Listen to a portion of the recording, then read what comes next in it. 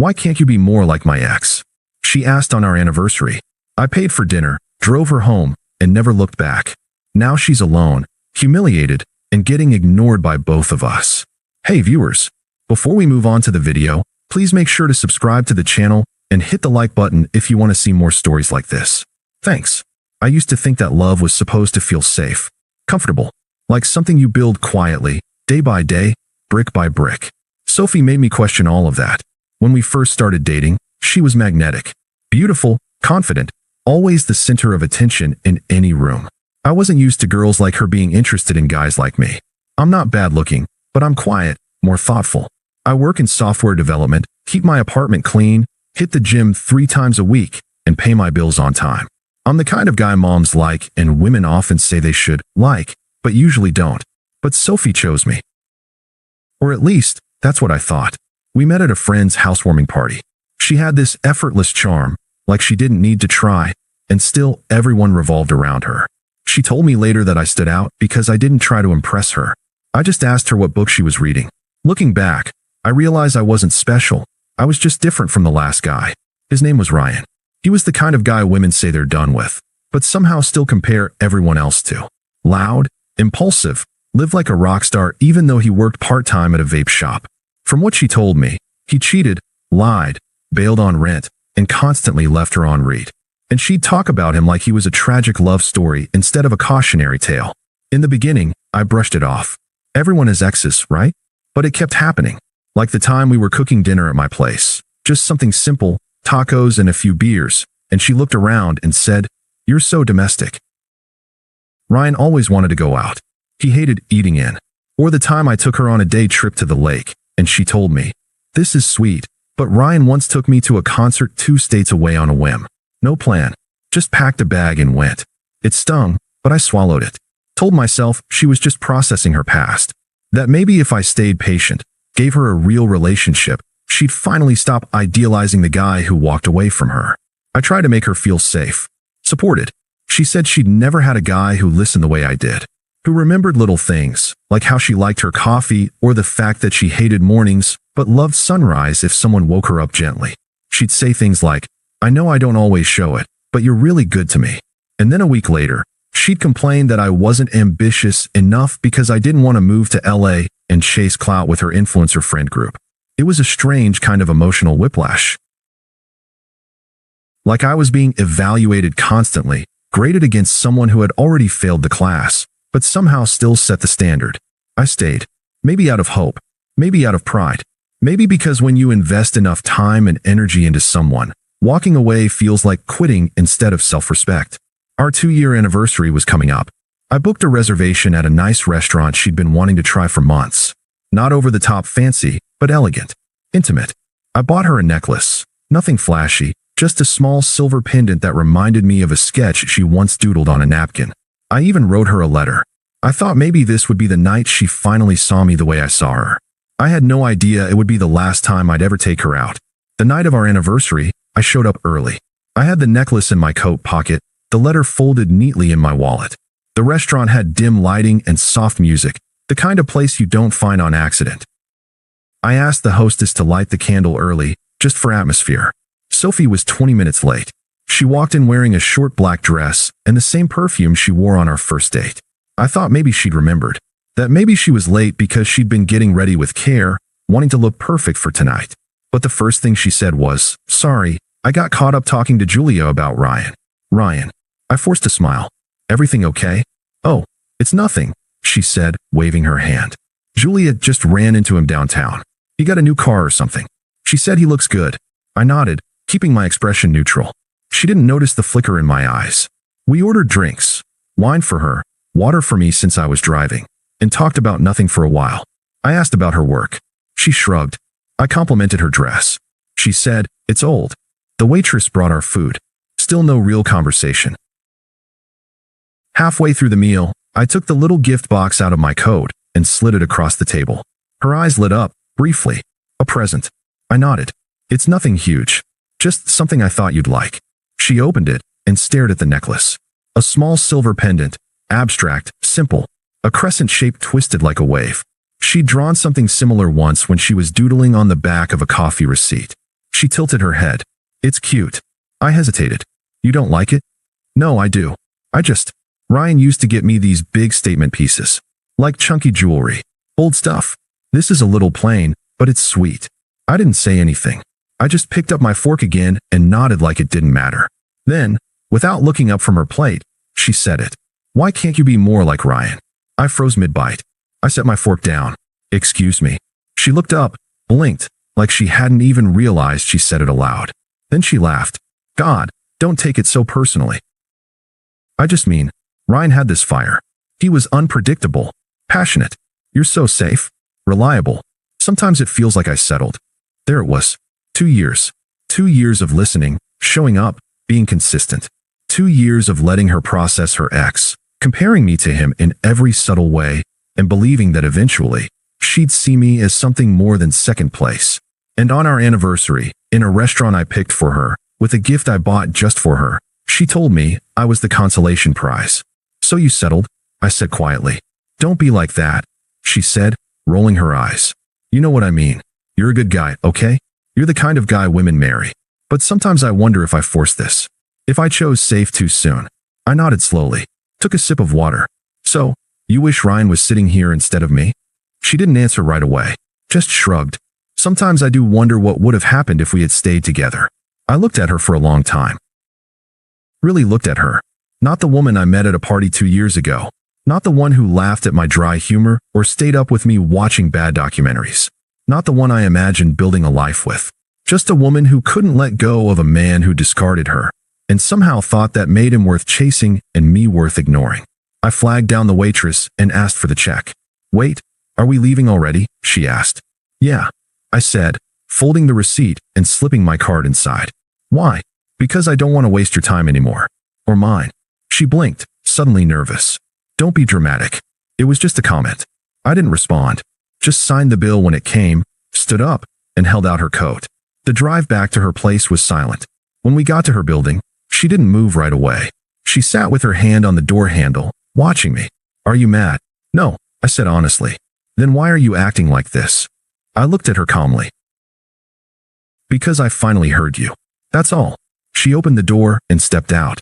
Before closing it, she leaned down and said, You're not really going to be weird about this, right? You're still going to text me tomorrow. I didn't answer. I just drove away. And I never texted her again. The moment I drove away from her building, something inside me just shut off. I didn't cry. I didn't rage. I didn't vent to my friends or post some cryptic quote online. I just went home, powered off my phone, and sat in silence. That was the first peaceful night I'd had in months. The next morning, I deleted our entire message history, unfollowed her on everything, blocked her number. Then I went for a long walk, grabbed coffee, and got back to work like nothing happened. By noon, the call started. At first, I saw a no-caller ID. Declined it. Then came a flood of texts from unknown numbers, clearly her. Wow. So you're ghosting me now? Is this your way of punishing me for being honest? You're seriously acting like a child. You can't even have a real conversation?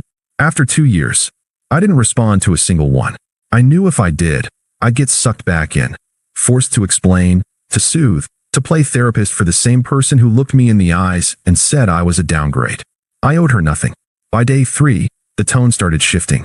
Look, I messed up, okay? I was just emotional. I didn't mean it how it sounded. Can we please talk? I miss you. I miss us. Please don't throw this away. It was almost surreal. This was the same woman who spent months telling me how safe I was. Predictable. Comfortable.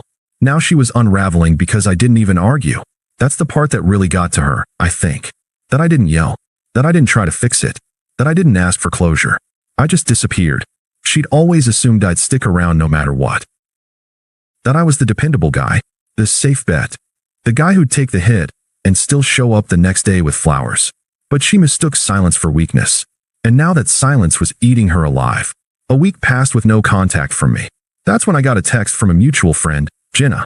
We weren't especially close, but she'd always been friendly, and I figured she was just trying to stay out of the drama. Jenna, hey, I know it's not my business, but Sophie's a mess right now. She's been texting me nonstop about you. Me, noted. Jenna. Also, she tried to get back with Ryan. That caught my eye. Apparently, Sophie had started messaging her ex again, the same Ryan she idolized. She posted an old photo of them on her story with a cryptic caption, "Some connections don't fade." Jenna told me Sophie had driven across town to bump into him. They went out for drinks once. Hooked up.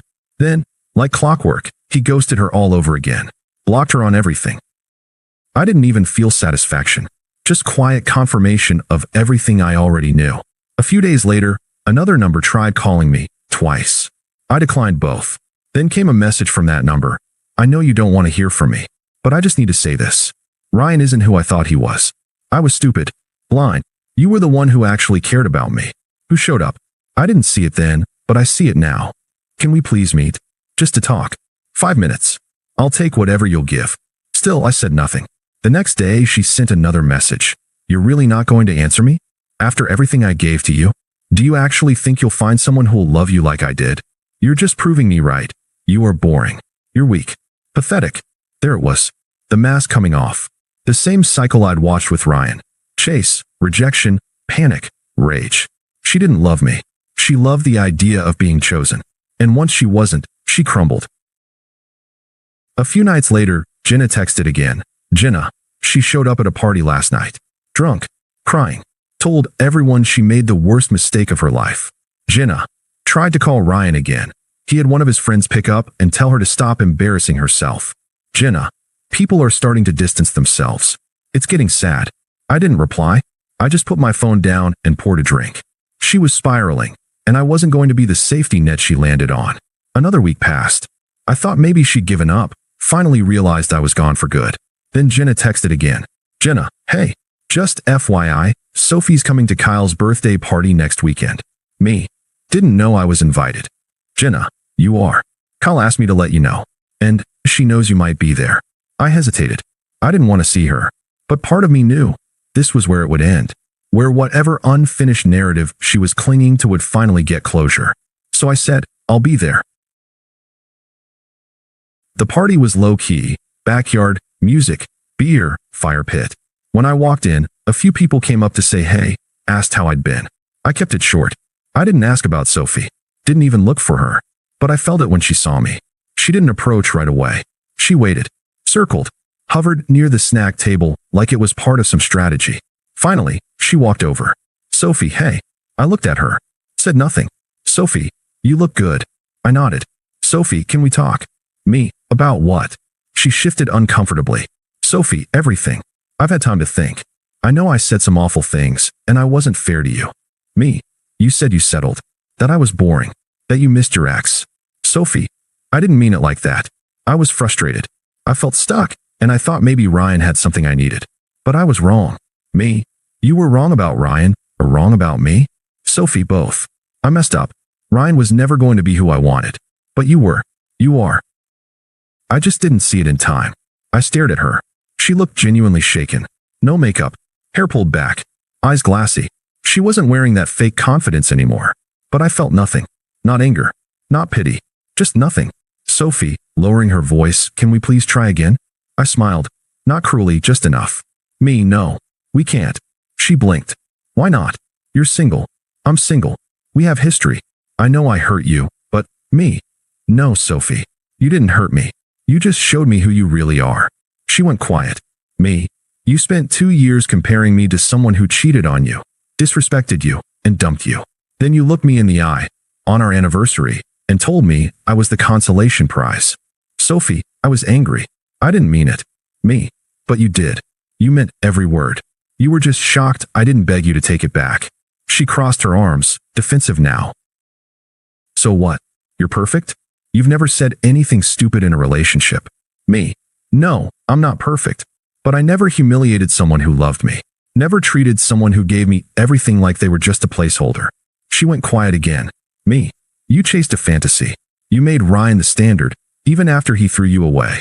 And when I didn't match him in chaos, you called me boring. Me. Calmly, so now? You don't get stability. You don't get peace. You don't get me. She stood there for a moment. Like she couldn't decide whether to cry or scream. Sophie, you really think you're better than me now? Me? No, asterisk, I think I've always been. Her jaw clenched. Sophie, I hope your boring little life keeps you warm at night. Me, it does. Better than your memories of a guy who blocked you twice. That hit her. Hard. She flinched, then turned and stormed off. A few people watched. No one said anything. I didn't follow her, didn't gloat. I just walked over to the fire pit, took a seat, and opened a beer. I felt light, lighter than I had in years. That night, I went home, slept like a rock, and never heard from Sophie again. It's been 8 months. I've changed a lot. New apartment. Picked up painting again. Works good. Quiet. Fulfilling. Jenna told me Sophie moved back in with her mom. Apparently, she's focusing on healing. She still brings me up sometimes, but most people have stopped engaging. Ryan? Still around. Still toxic. Still not interested in her. Me? I don't think about her much. But when I do, I don't feel anger. Just relief. Because for the first time in my life, I walked away from someone who didn't deserve me and never looked back. Thanks for watching. Make sure to subscribe to the channel and hit the like button. What do you think about this story? Share it in the comments.